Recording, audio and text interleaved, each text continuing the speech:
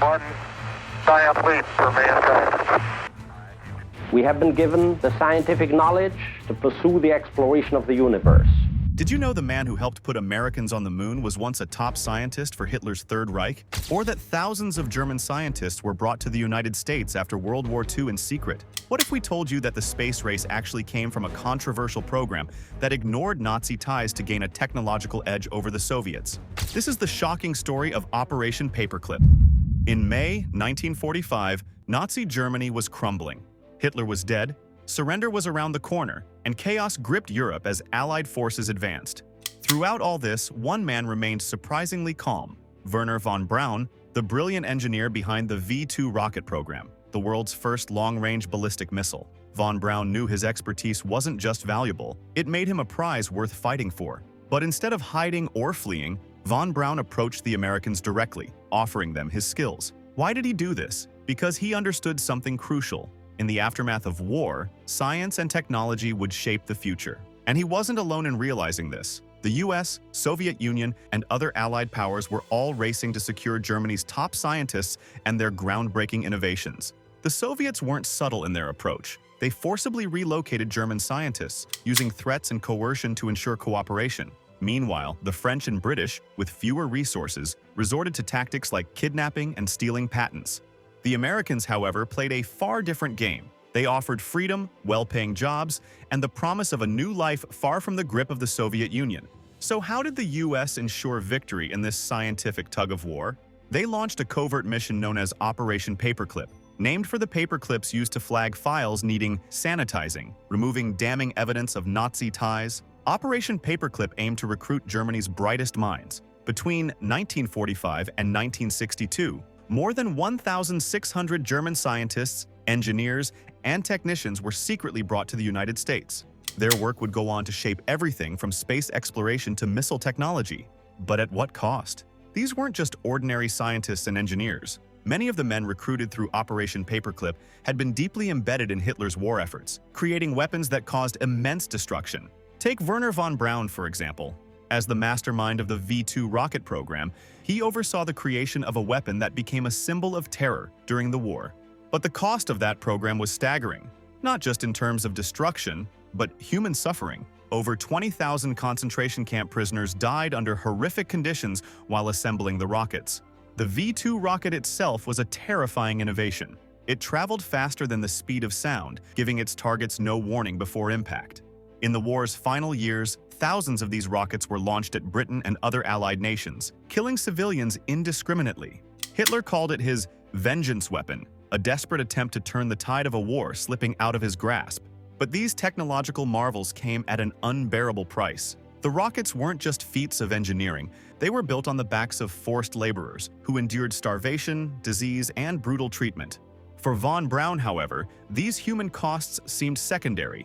He once remarked that the rockets worked perfectly, adding only that they had landed on the wrong planet.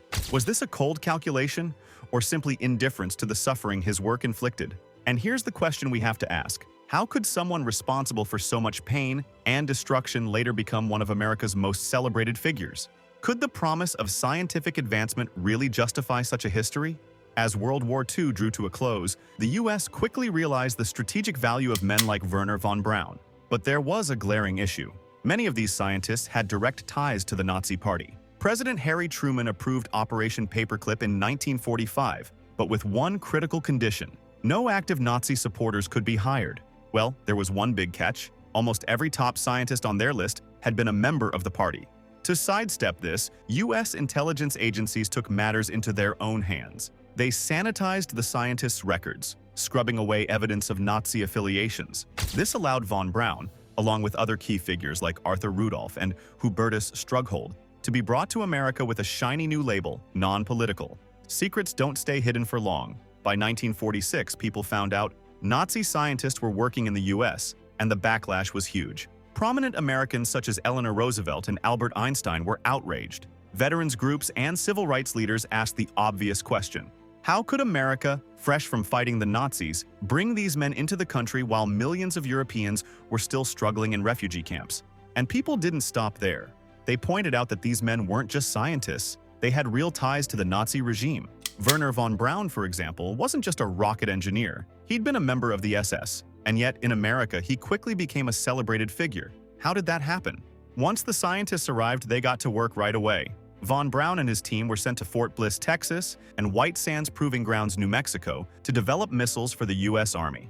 Their work was crucial during the Cold War.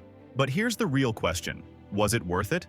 Did technological progress justify ignoring their pasts? By the 1950s, von Braun had shifted gears from missiles to space exploration. He became the face of NASA, leading the charge to launch satellites and send humans into space. His biggest achievement came in 1969 when his Saturn V rocket took Neil Armstrong and Buzz Aldrin to the moon. But even as the world cheered, one big question remained. Was the cost of this success too high? Not all scientists from Operation Paperclip became famous like Werner von Braun.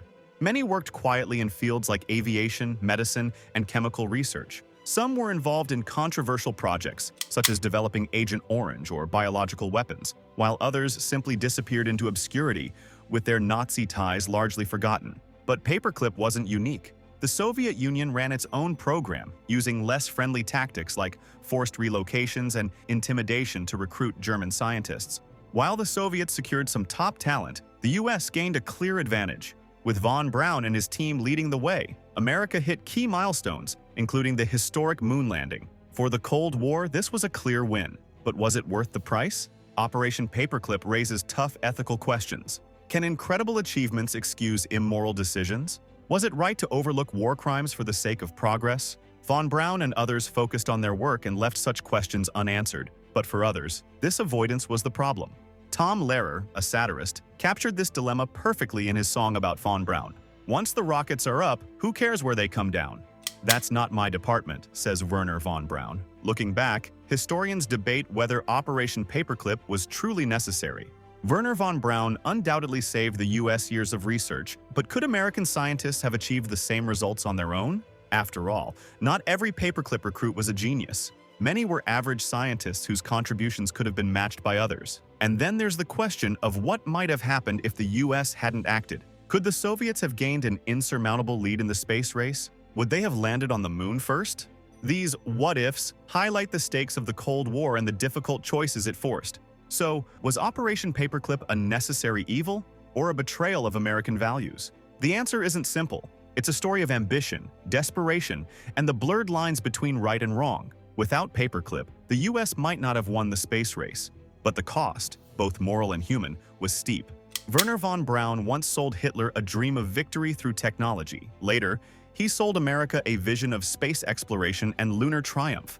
In both cases, he succeeded, not because he was a hero or a villain, but because he was a master salesman. What do you think? Was Operation Paperclip worth it, or did it go too far? Let us know in the comments below, and while you're at it, don't forget to check out the next video to find out more about fascinating stories from history.